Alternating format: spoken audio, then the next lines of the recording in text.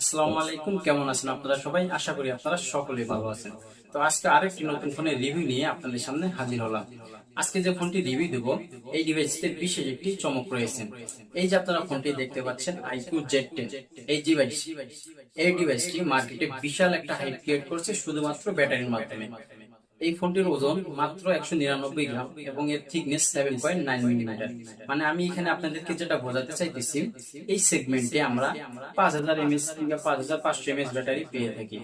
আমি ধরে নিলাম আমরা এখানে 6000 mAh ব্যাটারি পেয়ে থাকি, কিন্তু আইকিউ কোম্পানি এখানে কি করেছে, তারা এই সেগমেন্টে মানে মাত্র 7.9 মিলিমিটার থিকনেস এবং 199 গ্রাম ওজনের ভিতরে 7300 mAh এর একটি বিগ ব্যাটারি কভার করেছে। শুধু তাই নয়, এর পাশাপাশি তারা আমাদেরকে এখানে একটি গেমিং প্রসেসর অফার করতেছে। গেমিং প্রসেসরটি হচ্ছে কোয়ালকম স্ন্যাপড্রাগন 7 Gen 3। এই ফোনটিতে আপনারা একদিন চার্জ করলে অনায়াসে একদিনের উপরে চার্জার ব্যাকআপ পেয়ে যাবেন। শুধু তাই নয়, আপনি যদি নর্মাল ইউজার হন, আপনারা অনায়াসে 2 দিন ব্যাটারি ব্যাকআপ পেয়ে যাবেন। তারা মূলত গেমিং লাভারদেরকে টার্গেট করে ফোনটি মার্কেটে নিয়ে এসেছে। যারা গেমিং লাভার কিংবা যারা গেম খেলতে পছন্দ করেন অনেক সময় ধরে, তাদের জন্য এই বাজেটে বেস্ট একটা ডিল হবে। আসুন আমরা ফোনটি আনবক্সিং করি। তো আনবক্সিং ভিডিওতে যাওয়ার আগে যারা যারা আমার চ্যানেলটি এখনো সাবস্ক্রাইব করেননি, তাদেরকে সাবস্ক্রাইব করার অনুরোধ রইল এবং লাইক কমেন্ট শেয়ার করে পাশে থাকার অনুরোধ রইল। ধন্যবাদ। আসুন আমরা এখন ফোনটি আনবক্সিং করি। বক্সটি ওপেন করলে আমরা প্রথমে এখানে পেয়ে যাব মোবাইলটিকে আপাতত আমরা সাইডে রাখি। এরপরে আমরা পেয়ে যাব এখানে একটি সিলিকন কেস। এর কোয়ালিটি ততটাও ভালো না, 2 থেকে 3 মাস ইউজ করলে এটা হলুদ একটা ভাব চলে আসবে এর উপরে। এরপর আমরা পেয়ে যাব ইউজার ম্যানুয়াল। এরপর আমরা এখানে পেয়ে যাব একটি চার্জার, 90 ওয়াটের ফাস্ট চার্জার এবং এর সাথে type A to type C cable. এখন আমরা আসি ফোনটিতে। ফোনটির ডিজাইন নিয়ে আমরা প্রথমে কথা বলবো। ফোনটির ডিজাইন বেশ ভালোই, দূর থেকে দেখতে ভালোই লাগে, কিন্তু হ্যাঁ, এখানে আপনারা নতুনত্ব কিছু পাবেন না, কোনো ইউনিক নয়। এই ডিজাইনের আমরা এর আগে অনেক ফোন দেখেছি। ফোনটিতে আপনারা ডিসপ্লে হিসেবে পেয়ে যাচ্ছেন 6.77 ইঞ্চির একটি অ্যামোলেড ডিসপ্লে, যাতে আপনারা 120 হার্টজ রিফ্রেশ রেট পেয়ে যাবেন। ফোনটিতে আপনারা 5000 নিটস পিক ব্রাইটনেস পেয়ে যাবেন।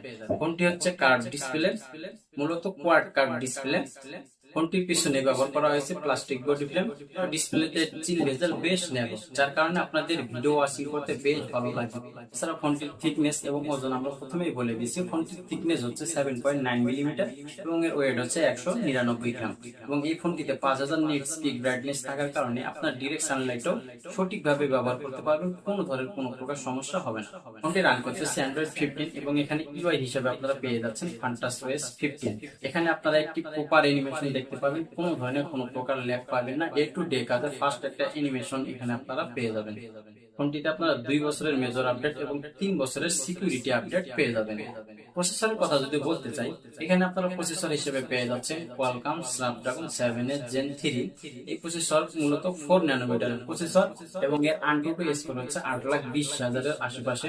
তাই আপনারা এই প্রসেসর দিয়ে অনায়াসে পাবজি বলেন, ফ্রি ফায়ার বলেন, অনায়াসে গেমিং করতে পারবেন। তাও লং টাইম ধরে 5 ঘন্টা 7 ঘন্টা, চাইলে আপনারা 8 ঘন্টা 9 ঘন্টাও গেমিং করতে পারবেন এই মোবাইলটি দিয়ে। এবং এখানে আপনারা ব্যাটারি ব্যাকআপটাও বেশ ভালো পেয়ে যাবেন। এক কথায় বলতে গেলে আপনারা এখানে গেমিং পারফরমেন্স বেশ ভালোই পাবেন। ফ্রি ফায়ার বলেন, পাবজি বলেন, আপনারা লং টাইম ধরে ইউজ করবেন, কোনো ধরনের কোনো প্রকার ল্যাগ দেখা পাবেন না। এবং প্রসেসরটাও বেশ ভালো, কোয়ালকম স্ন্যাপড্রাগন 7 Gen 3 4 ন্যানোমিটারের প্রসেসর। এখন আসি আমরা ফোনটির ক্যামেরা সেকশনে। ফোনটির পিছনের দিকে 4টি ক্যামেরা বাম দেখা গেলেও এখানে শুধু কাজের ক্যামেরা রয়েছে একটি 50 মেগাপিক্সেলের ওয়াইএস ক্যামেরা এবং 2 মেগাপিক্সেলের একটি ম্যাক্রো শুটার। এছাড়াও এখানে একটি আপনি আয়ার ব্লাস্টার পেয়ে যাবেন। এই ফোনটিতে আয়ার ব্লাস্টার থাকার কারণে আপনারা এই ফোন দিয়ে টিভিকেও কন্ট্রোল করতে পারবেন। এছাড়াও বিভিন্ন ধরনের জিনিস যেগুলো রিমোটের আওতায়, আপনারা সেগুলো এই আয়ার ব্লাস্টারের মাধ্যমে ফোন দিয়ে চালিয়ে দিতে পারবেন, কোনো ধরনের কোনো প্রকার সমস্যা হবে না। ক্যামেরার ছবিগুলো মোটামুটি ভালো, যেহেতু এখানে আল্ট্রা ওয়াইড শুটার নাই, টেলিফটো লেন্স নাই, সেহেতু আপনার 50 মেগাপিক্সেল ওয়াইএস ক্যামেরা দিয়ে মোটামুটি সন্তুষ্ট থাকতে পারেন। কারণ এই ফোনটি মূলত গেমারদের জন্য, মানে গেমিং যারা করে বিশেষ করে তাদের জন্য এই ফোনটি, বিশেষ করে ক্যামেরা সেটআপটা এখানে আপনারা কমতে পেয়ে যাবেন। বিশেষ করে বড় সড় একটা কমতির জায়গায় হচ্ছে এখানে ক্যামেরা সেটআপ। এখন সর্বশেষ আসলে ফোনটির চার্জার ব্যাকআপ নিয়ে। আপনারা যদি নর্মাল ইউজার হন, তাহলে আপনারা অবশ্যই 1.5 থেকে 2 দিনের চার্জার ব্যাকআপ পেয়ে যাবেন। এখানে আপনারা চার্জার পেয়ে যাচ্ছেন 90 ওয়াটের ফাস্ট চার্জার। 1 থেকে 1.5 ঘন্টার ভিতরে ফোনটি ফুল চার্জ করে নিতে পারবেন। এই ফোনটির ভালো দিক হচ্ছে অফিসিয়াল প্রাইসে আপনারা একটি গেমিং প্রসেসর পেয়ে যাচ্ছেন, 7300 mAh এর ব্যাটারি পেয়ে যাচ্ছেন। যারা ট্রাভেলস করেন, ট্যুর করেন, তাদের জন্য এই ফোনটি বেস্ট একটা ফোন। আপনারা লং লং জার্নিতে যখন যাবেন এক চার্জ করে নিলে আপনারা যাইতেও পারবেন, আসতেও পারবেন। তা আপনাদের কোনো ধরনের কোনো প্রকার চার্জের সমস্যা হবে না, ব্যাটারি ব্যাকআপ নিয়ে আপনারা সন্তুষ্ট থাকবেন। তো এই ছিল আজকে আমার এই ভিডিও। যদি আমার ভিডিওটি ভালো লেগে থাকে অবশ্যই আমার চ্যানেলটি সাবস্ক্রাইব করবেন এবং পাশে থেকে লাইক কমেন্ট শেয়ার করার অনুরোধ রইল। ধন্যবাদ।